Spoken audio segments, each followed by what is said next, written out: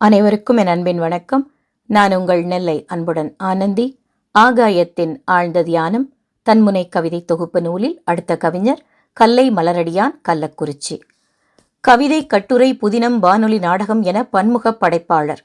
சிறார் நூல்கள் 60, 10 சிறார் பாடல்கள், சிறார் கதைப்பாடல், ஹைக்கூ நூல் 4, பொது நூல்கள் 40க்கும் மேலே வெளிவந்திருக்கிறது.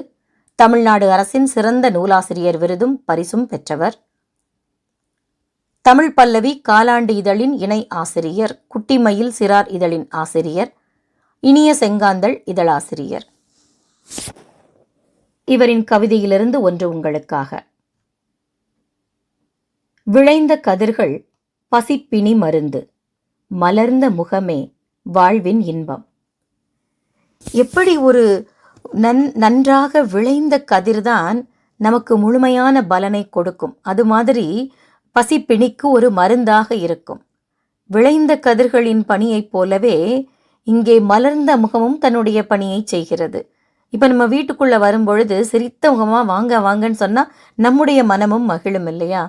ஒரு வீட்டுக்கு நம்ம போகும் பொழுது அந்த முகத்தில் இருக்கக்கூடிய மலர்ச்சி நமக்குள்ளும் மகிழ்க்கும். அப்படிப்பட்ட அந்த மலர்ந்த முகம் என்றென்றைக்கும் நமக்கு அமைந்தால் வாழ்வில் இன்பம் மட்டுமே இருக்கும் இல்லையா? அதை அழகாக ஒரு விளைந்த கதிர் எப்படி பசிப்பிணிக்கு மருந்தாக இருக்கிறதோ அப்படித்தான் மலர்ந்த முகமும் நம் வாழ்வில் இருக்கக்கூடிய பிணிகளுக்கெல்லாம் மருந்தாக, இன்ப மருந்தாக இருக்கும் என்று எழுதியிருக்கிறார். ஐயா அவர்களுக்கு வாழ்த்துக்கள். அடுத்த கவிதையில் மீண்டும் சந்திப்போம். நன்றி.